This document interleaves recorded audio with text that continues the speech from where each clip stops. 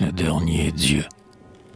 Ah, le sage, parti dès son adolescence, pour juger le flambeau qui le devait guider, savait à quel nez en marche la connaissance, et confondait la vérité d'une croyance avec l'art qui vaudra ce qu'on a décidé. Les dieux que la pensée humaine, en son ornière, conçut et projeta dans le calme irréel, les dieux dont elle attend un rayon de lumière, quand la souffrance abat l'orgueil sous sa lanière, le sage mesurait, en passant, leur autel. Et quand il arriva devant le but candide, il lui dit « Tu n'es rien qu'un réflexe, au bonheur. Un festin répété sans cesse est insipide. Sans le malheur, comment naîtras-tu dans le vide? On t'espère constant par un besoin d'erreur. Tes suppliques montaient qui le faisaient sourire. Il s'assit en songeant au chemin parcouru et se dit « L'air est pur, enfin, que je respire, depuis que j'ai chassé ces yeux nés d'un délire. » Et le sage adora sa pensée et mourut.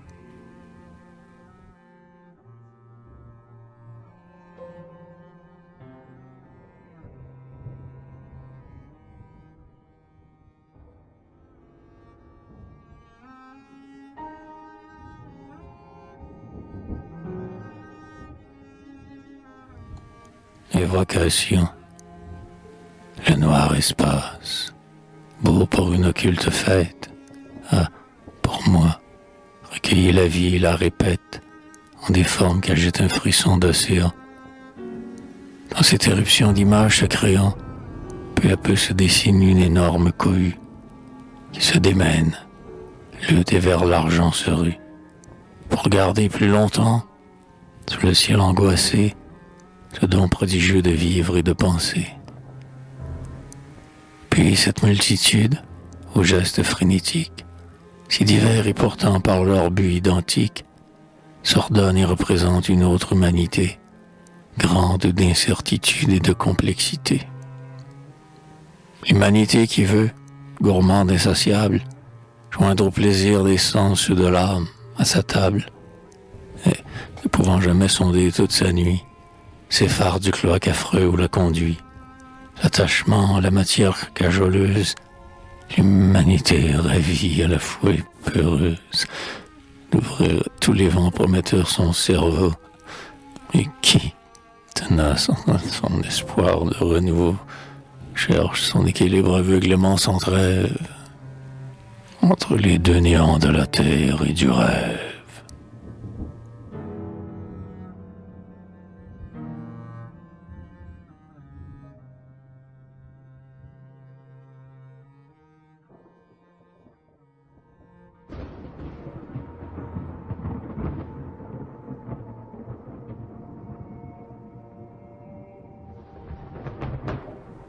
Volonté, dans l'ébullition de mon âge indompté, j'allais droit à mon but, sûr que ma volonté, ni du temps, ni du lieu, ni des êtres sujettes, me faisait à ma guise homme ou marionnette, commandait mon élan, seul guidait ma main, sachant que le bonheur conquis est parfois vain, je m'amusais d'avance à voir, comme au théâtre, sous le marteau de mon idée opiniâtre, les obstacles craqués de la toiture au seuil.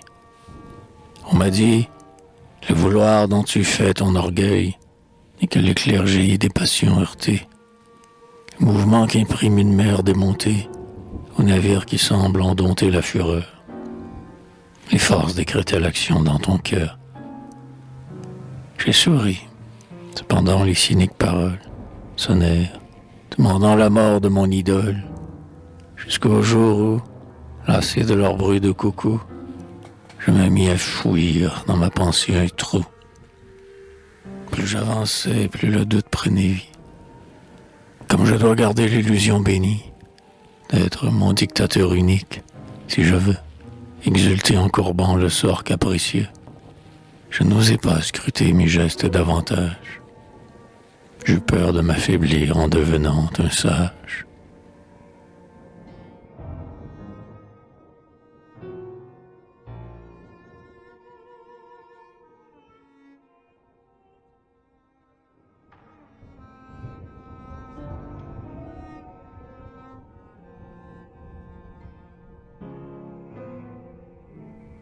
réflexe.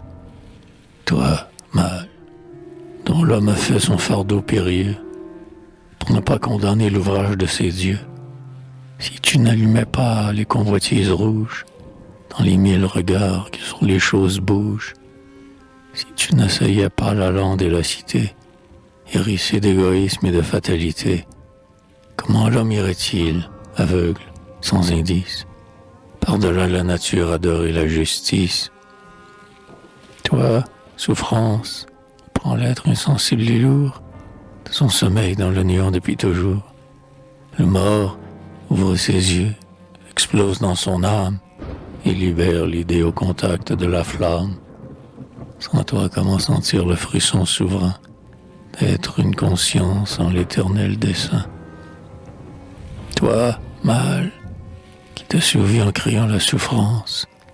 Toi, souffrance, où le mal médite et se condense.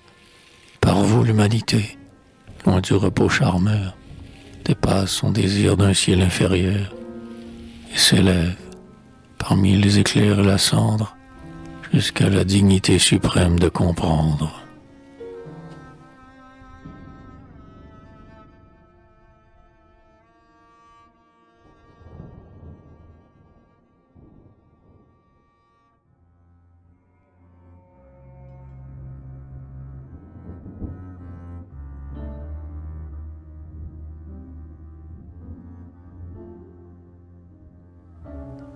Intermède. L'homme songeait, qui cherche attaque le granit. Mes victoires sont des désastres. Je suis cloué sous le zénith et je voudrais saisir à l'horizon. Désastre. Tout m'échappe.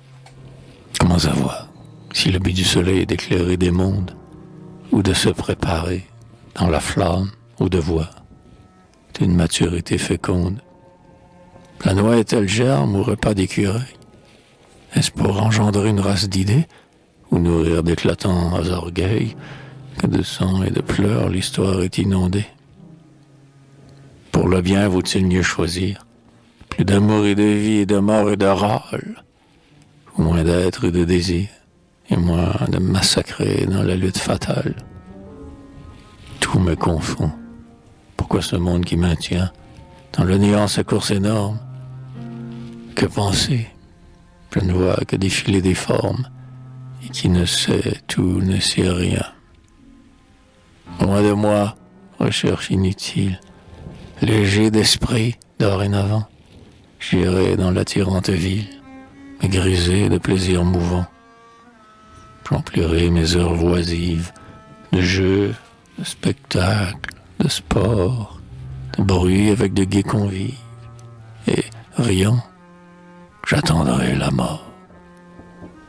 L'or dansa dans la rue un tourbillon de neige, et l'homme réfléchit. Que sais-je des raisons qu'a le vent, ici, de tournoyer? Que sais-je de la force excepté l'employé? Que sais-je des secrets que l'animal pénètre? Que sais-je de moi-même et de mon propre sang? Il sentit déborder son vouloir frémissant, et reprit le travail fabuleux de connaître.